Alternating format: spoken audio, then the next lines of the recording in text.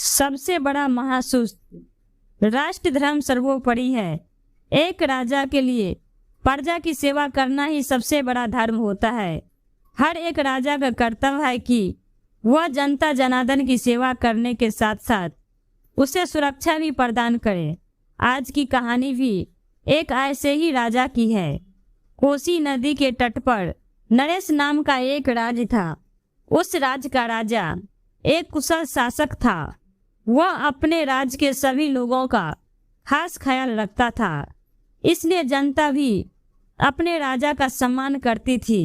एक दिन राजा ने सपने में एक विचित्र सी आकृति देखी, जिसका आकार एक गेंद की तरह था और उसके चारों ओर रुई के समान छोटी छोटी डंठियां लगी हुई थी। राजा ने पूछा, कौन हो तुम? सामने से जवाब आया, मैं महामारी हूँ। राजा ने उसका नाम पूछा। उसने कहा, मेरा नाम करुणा है। राजा ने फिर पूछा, क्या चाहिए तुम्हें? करुणा ने कहा, मैं एक महामारी हूँ और आने वाले 7 दिनों के अंदर मैं आपके राज्य में पूरी तरह से फैल जाऊंगा। आपके राज्य में कोई भी जीवित नहीं बचेगा। राजा ने करुणा से कहा, क्या इससे बचने का कोई उपाय नहीं है? करुणा ने राजा को जवाब में कहा, एक उपाय है। यदि 7 दिनों के अंदर आपने अपनी सबसे प्यारी चीज किसी को दान कर दी तो मैं आपके राज्य में पैर नहीं रखूंगा।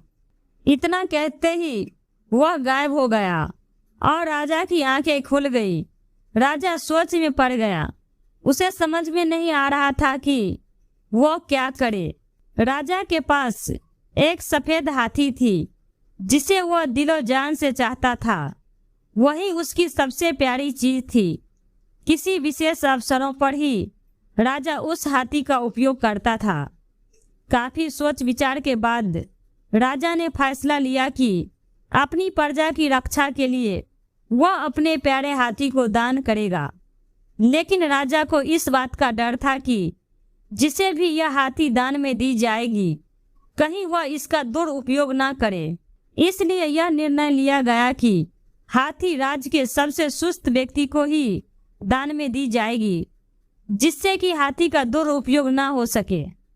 राज्य के सभी सुस्त व्यक्तियों को राजमहल से कुछ ही दूरी पर एक पंडाल में आमंत्रित किया गया और इस बात की घोषणा की गई कि जिसे सबसे बड़ा सुस्त व्यक्ति चुना जाएगा, उसे राजा स्वयं अपनी हाथी दान करेंगे। सभी सुस्त व्यक्ति हमेशा पंडाल में सोए रहते थे। कोई पानी पीते पीते ही सो जाता और गिलास उसके मुंह में ही लगी रह जाती, तो कोई नींद में कहता कि भैया, इनाम घोषित हो जाने पर मेरी नींद खराब मत करना। कई तो ऐसे भी थे जो भोजन किए बिना ही सोए रहते थे, ताकि उनके हाथों को कष्ट न देना पड़े। ऐसे में सबसे सुस्त व्यक्ति का चुनाव करना काफी मुश्किल था। इसलिए सबसे पहले सोए हुए लोगों के पास ढोल और नगाड़े बजाए गए, जिसके कारण कुछ सुस्त लोगों की नींद खराब हो गई और ये उठकर चले गए।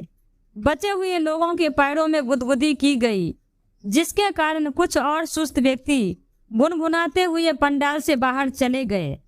अब केवल 2 ही सुस्त व्यक्ति बचे थे और इनमें से किसी एक का चुनाव ही महासुस्त की दावेदारी के लिए करना था। चूंकि जाड़े का समय था, इसलिए उन दोनों के ऊपर ठंडा पानी डलवाया गया, जिसके कारण एक सुस्त चौंक गया और पंडाल से बाहर चला गया। लेकिन दूसरा सोते ही रहा, इसलिए उसे ही महासुस्त घोषित किया गया। दूसरे दिन राजा राज्य के सबसे बड़े महासुस्त व्यक्ति को इनाम देने आए। जैसे ही इनाम देने के लिए उस व्यक्ति का नाम पुकारा गया, तो दर्शकों में से एक व्यक्ति राजा के पास आकर उन्हें प्रणाम करते हुए कहता है, इस राज्य का सबसे बड़ा महासुस्त व्यक्ति तो मैं हूँ और इनाम मुझे ही मिलनी चाहिए। राजा चौंक गया और पूछा, कैसे?